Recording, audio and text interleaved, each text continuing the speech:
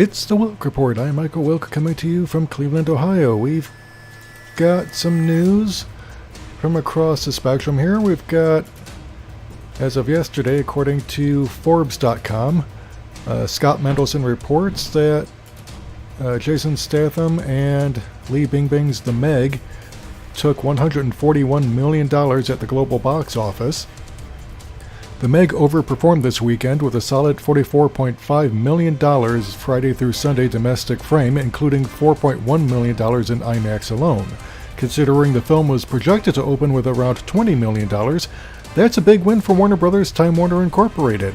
The 2.69 times weekend multiplier is merely okay. I think Kong Skull Island and San Andreas pulled 3 times weekend multipliers.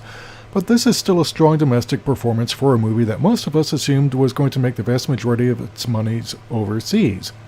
And considering their views were mixed negative, its relative overperformance is even more impressive. Like Dwayne Johnson's Earthquake flick from 3 years ago, this combo of macho, bald action star and larger-than-life natural threat is overpowering just a bit.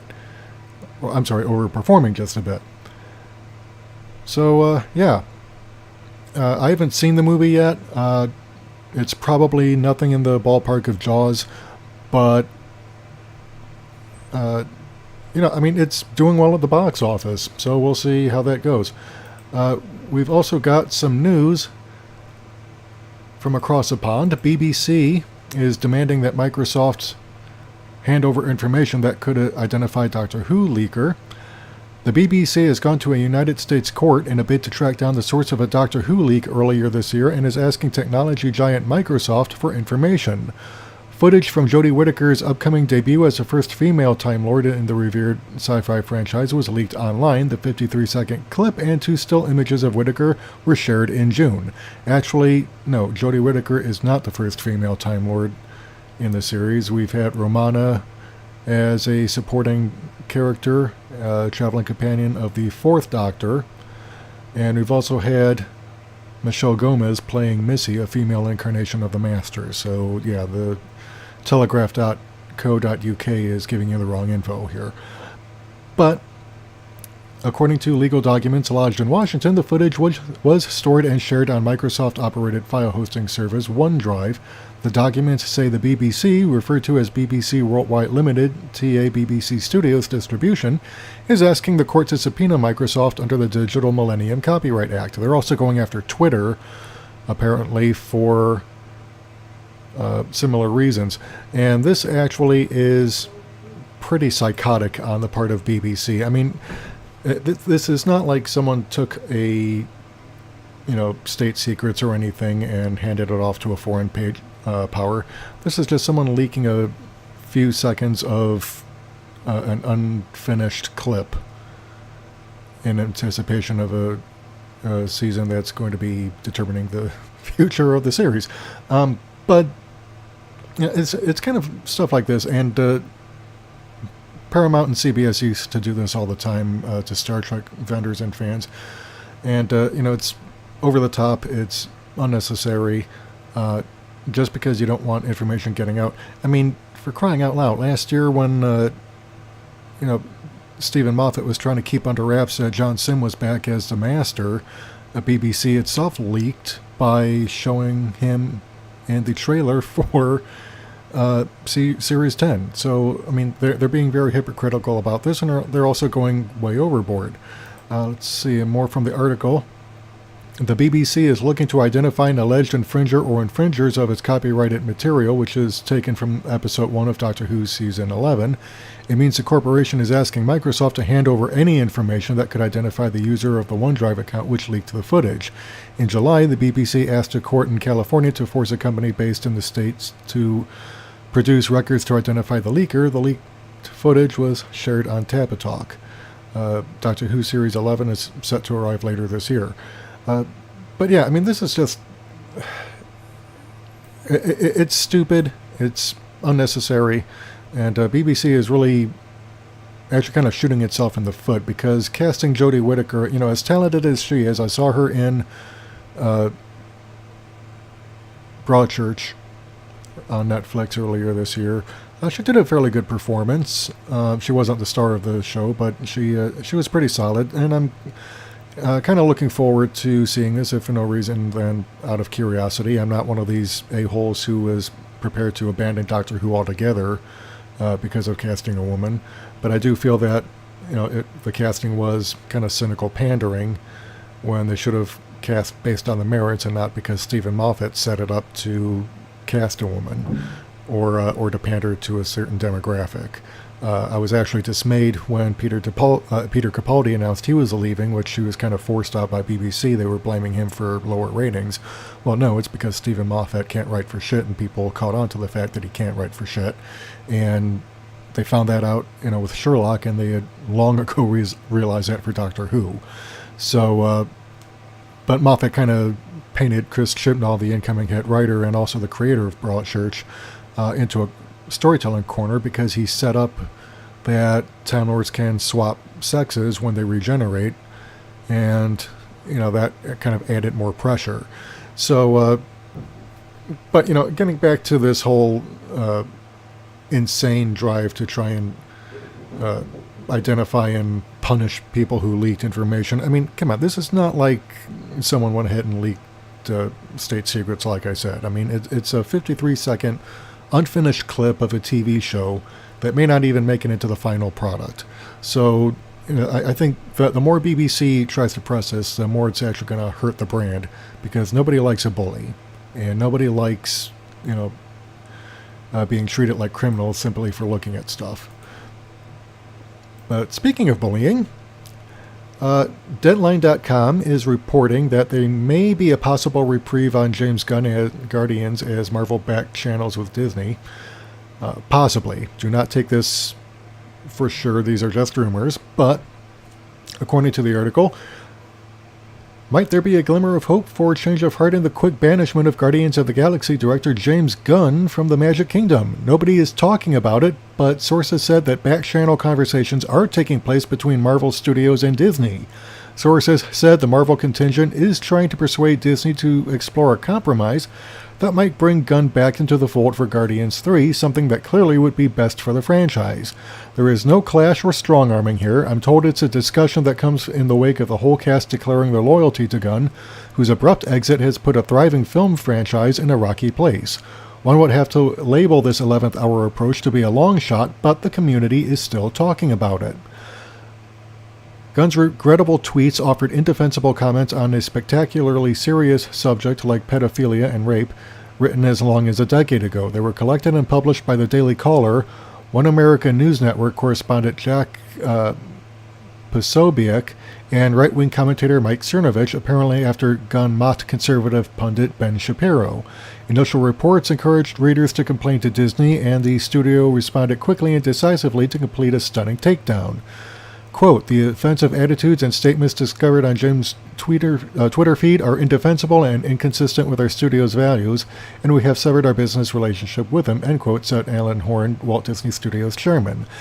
Which, frankly is hypocritical, because they had no problem letting Roseanne Barr back on the air knowing that she was an unrepentant bigot and a psychopath. But, they did fire her after her tweets, which were racist, and which is their right, because, she was pretty much hurting the brand. But, Roseanne was also pretty much expendable. It's not like, she's pulling in any great amount of money for Disney or ABC compared to how she was when she was first on the air with her show. So, and plus she's, like I said, she's unrepentant about this stuff and not taking responsibility. James Gunn, on the other hand, made a bunch of really offensive tweets a decade ago, but he apologized for it. And to my knowledge, he's not really done that since. He's grown and matured as a person since then. And to me, this just smacks of abusing the Me Too movement and other culturally and socially sensitive topics to try and bully someone who has left leanings out of a job. It's McCarthyism all over again. And to me, this is just something that, Disney really needs to grow up and hire Gunn back or bring it back in some capacity, because honestly, the decisions they've been making lately with letting Kathleen Kennedy continue to keep her job. She's still at Disney. I mean, she hasn't been heard from since rumors surfaced that she would step down next month in September following the disastrous performance of Solo and the controversial The Last Jedi, which director Ruin Johnson pretty much pissed all over the fandom with that movie, and Solo lost money, so rumors started flying afterward that Kathleen Kennedy would be stepping down. But, this is after presiding over a franchise that they've basically turned into cynical pandering to identity politics, and then, insulting fans who complained about this pandering by calling them sexist, calling them racist, falsely accusing people of driving Kelly Marie Tran and Daisy Ridley and others off of Twitter and other social media, even though it later came out that they simply deleted their social media because they simply didn't have time for it. In fact, Mark Hamill, if you remember from a previous show, we were discussing how he had basically begged his Twitter followers to stop sending him direct messages because he just doesn't have time to answer them all. Which, and if you're going to try and blame people for harassing him off of Twitter, well, no, that's just... Mark Hamill, fortunately, is a pretty understanding guy, and, he's always had a good sense of humor about things, and but he's also not afraid to call BS on stuff when it happens. But I'm kind of getting off track. Getting back to the Deadline Hollywood article, it would not be surprising that Marvel Studios' Kevin Feige would make one last try at rapprochement. Disney's quick guillotine contrasted dramatically to CBS's handling of the Les Moonves controversy. Though his problems are self-inflicted, Gunn was banished for an incredibly poor choice of words. Moonves continues to run CBS, pending an investigation into allegations of serious sexual harassment bordering on sexual assault. Anyone at Disney would be hard-pressed to say the quick hook has benefited the Guardians franchise. The entire cast unanimously wants Gunn back, even as they acknowledge he was an idiot, at a time he was graduating from the trauma schlock horror factory and attempting to become some kind of satirical provocateur. Gunn remains eminently hireable, and his studio chief told me recently he's eager to give him a picture once Gunn is free of Disney.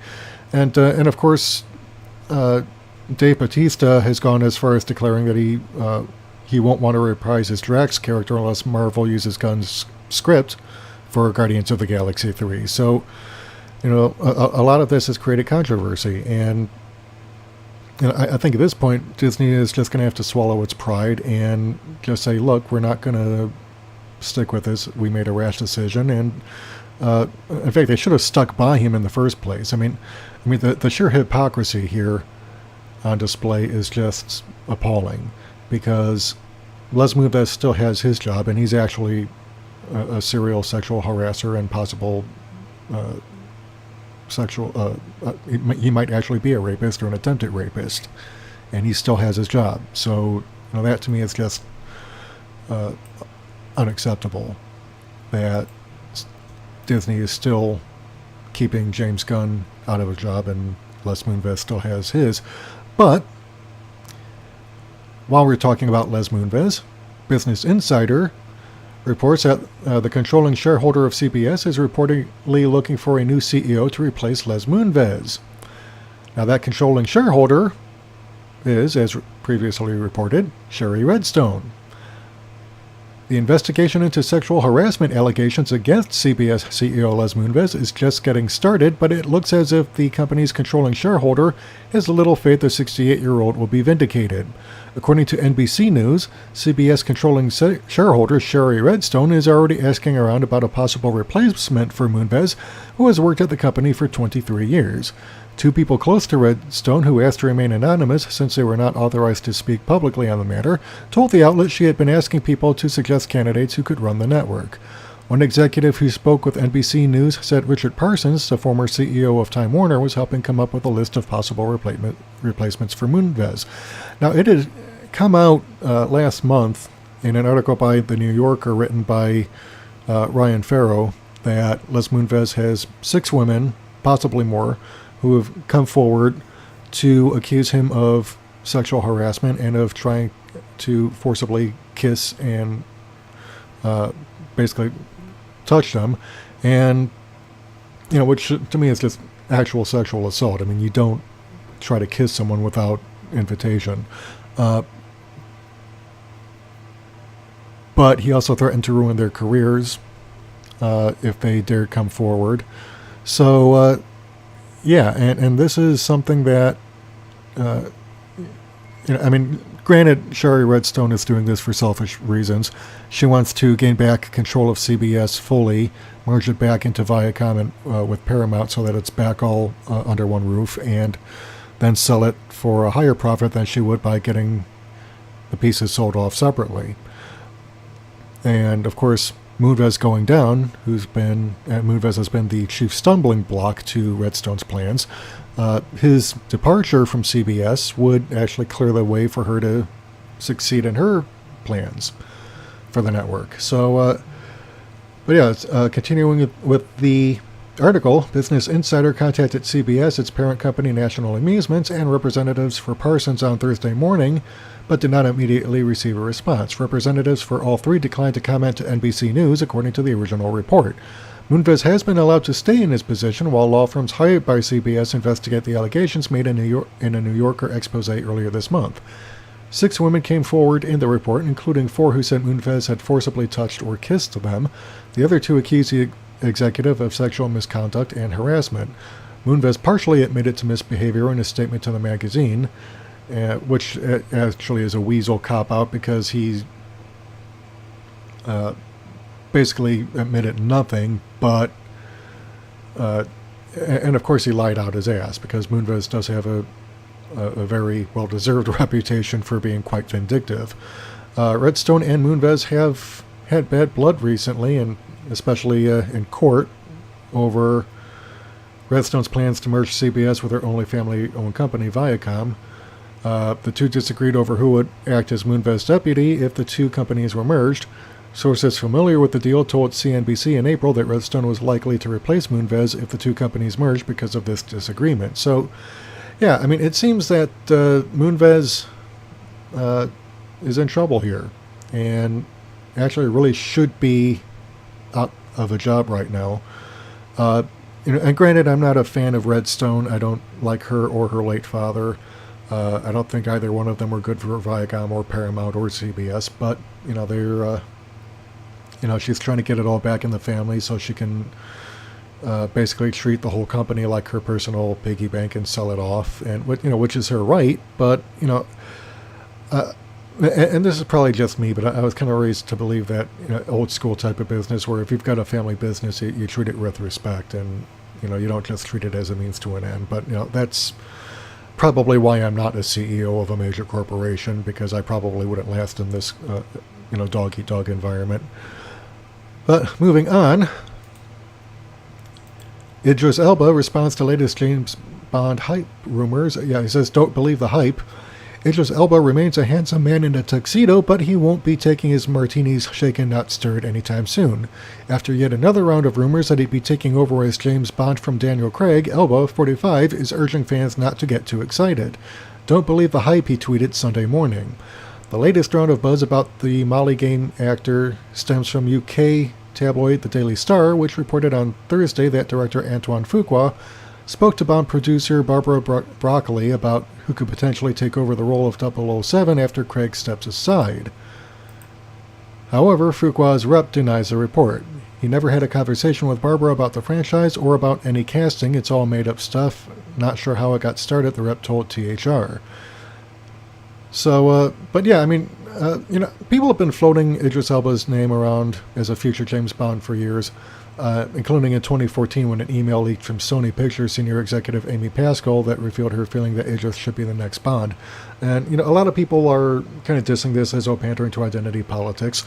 Personally, I think that James Bond, there's a reason why he looks different from time to time. I'm convinced that he's actually a Time Lord, and he regenerates off screen. That's why it's possible for him to turn from a white man into a black man. It could happen. You never know. Yeah, but yeah, I mean, Daniel Craig is 50. He'll be doing his 5th Bond movie in the franchise appearing in 2019. So he's probably ready to move on and do something else. And, I can't blame him. And personally, I mean, and not to be, biased against older people, but, I think it would probably be better if they cast someone younger in his 30s to play James Bond. I mean, Idris Elba is 45, and, being James Bond is a pretty rigorous role, I mean, especially if you're someone who either does your own stunts, I mean, or even if you don't do your own stunts, it's still a pretty physically demanding role, and, the older you are, the more difficult it gets, and, then it's just time to step aside. So my guess would be, and personally, I'm thinking, since Matt Smith isn't really doing much these days, hell, why not give him the role, or maybe Arthur Darvill, because he might actually make a decent James Bond. I mean, he doesn't come across like it, but you never know. So moving on again, we've got Alyssa Milano addressing CW's Charmed reboot. I wish that they would have come to us, because there's original Charmed stars Holly Marie Combs and Shannon Doherty, I can't talk today, have already addressed the CW's upcoming reboot. Now the third sister is sharing her thoughts. I wish that they would have come to us and we would have been involved since the beginning, Alyssa Milano said during an interview with Entertainment Tonight. But having said that, I do hope that it reaches a newer generation and impacts that generation the way ours was able to do for its generation. The CW greenlit the self-described fierce, funny feminist reboot with Sarah Jeffrey, Melanie Diaz, and Madeleine Mantock as three sisters who discover they're actually witches. They must then try to balance their life in a college town with the supernatural demon hunting. Milano co-starred with Combs and Doherty in the original series. Rose McGowan came along as long-lost half-sister Paige when Doherty's Prue character was killed off. Combs especially has been very vocal about the reboot. Let me say first that I appreciate the jobs and opportunities the Charmed reboot has created, she wrote, in part through a statement, but I will never understand what is fierce, funny, or feminist in creating a show that basically says the original actresses are too old to do a job they did 12 years ago. I hope the new show is far better than the marketing, so the true legacy does remain. Doherty had also tweeted initially that the concept was offensive. She added, I loved Charmed. I also want it to be respected. I'm simply choosing to be constructive about it because negativity has no place in my life.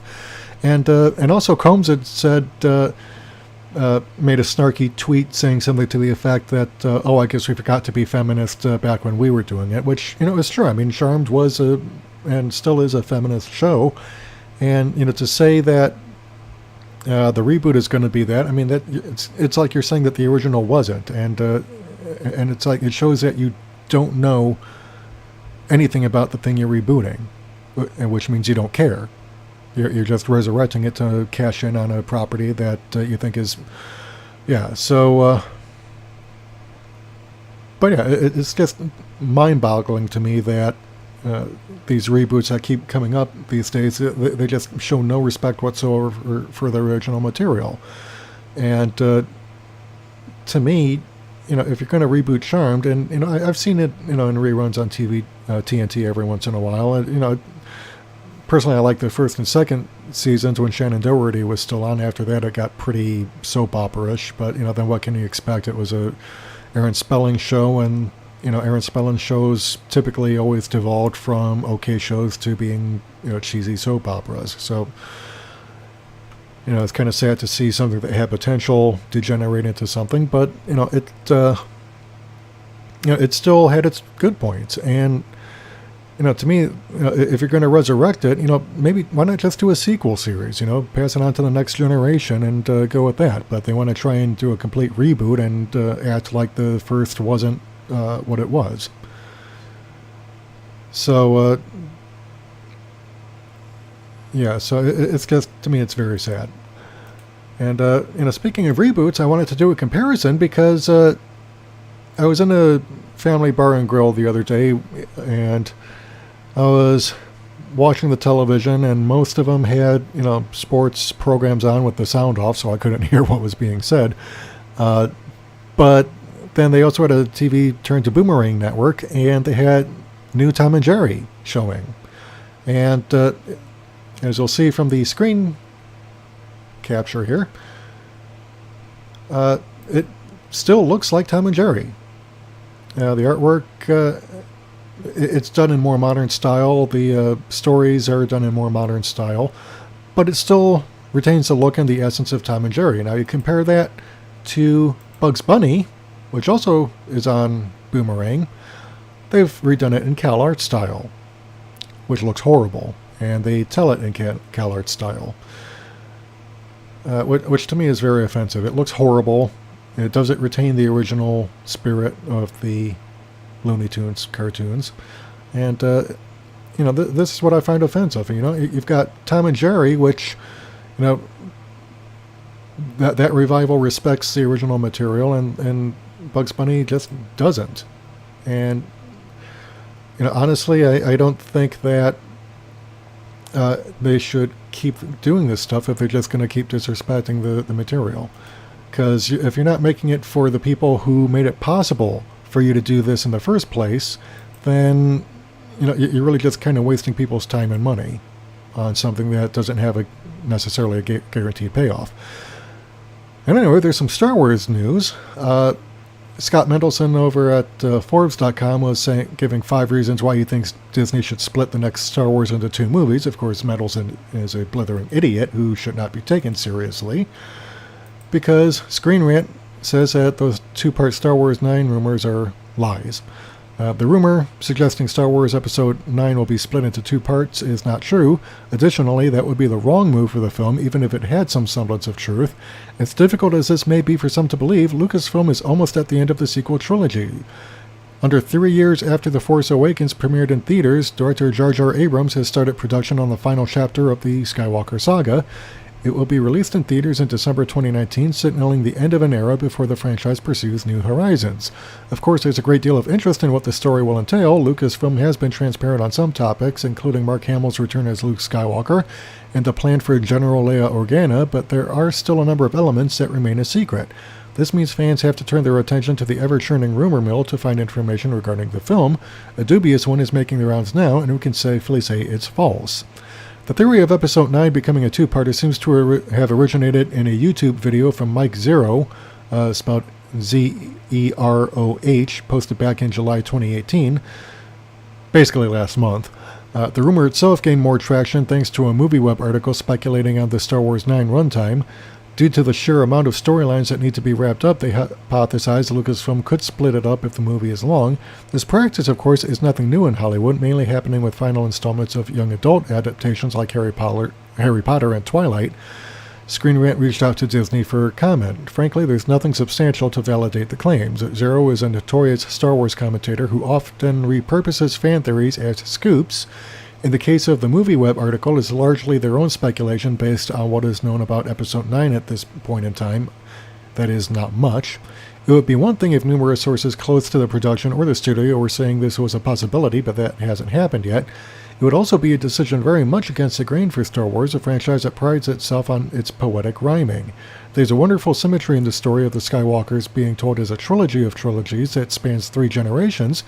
In all likelihood, they're not going to spoil that at the very end to make an Episode 9.2. If this is the direction Lucasfilm wanted to go, they probably would have announced it by now. Things can't change, but it looks like they're sticking to 1 movie. And going on, and that's the way it should be. For starters, the business model of dividing a final chapter into 2 wore out its welcome very quickly. The Hunger Games Mockingjay was by far the lowest grossing installment of that franchise, and Ascendant, the planned finale for Divergent, never made it to theaters. And we live in a world where a Star Wars movie can be a box office failure, so Lucasfilm would be better served sticking to what works. At a time when the fandom is arguably at its most toxic, no it's not, that would be Lucasfilm and Kathleen Kennedy and her cronies, it would be a massive risk to shake things up further and tell people they have to pay twice to see the full story. Besides, dragging out the Skywalker saga even further wouldn't do anybody any favors. Confirming plans for Ruin Johnson's new trilogy and David Benioff and D.B. Weiss's series, which are separate from the saga while remaining mum on the Obi-Wan spin-off, illustrates Lucasfilm's desire to move on soon. Well, it's doubtful that Johnson is even going to get his new trilogy. If Disney... basically, Johnson and Kennedy, between the two of them, have pretty much crippled Star Wars as a movie franchise to the point where it's even doubtful that no-talent hack like Jar Jar Abrams will be able to exploit nostalgia to kind of salvage what's left of it. There's no real interest anymore. And that is a shame because, they could have avoided all this by simply telling good stories that respected the original franchise and respected the audience's intelligence, but instead they chose to go with a pair of no-talent hacks who basically proceeded to piss all over the fans, and a producer slash Lucasfilm president who basically joined in insulting the audience and really kind of pushing an identity politics pandering that people just don't like. What we've seen, what can happen. Solo basically bombed at the box office. It lost money, as we've reported here. And I don't see how they're going to salvage this. So, anyway, that's pretty much it for now. This is Michael Wilk for the Wilk Report. If you like what you've heard and you would like to contribute, first of all, feel free to hit the subscribe button and hit the bell icon to receive notifications when we post a video. And please support our channel by going to our Patreon page and becoming a patron. Your generous donations will not only help us keep the lights on, but they will also help us to improve the podcast. So, this is Michael Wilk for the Wilk Report saying take care, good night, I'm out.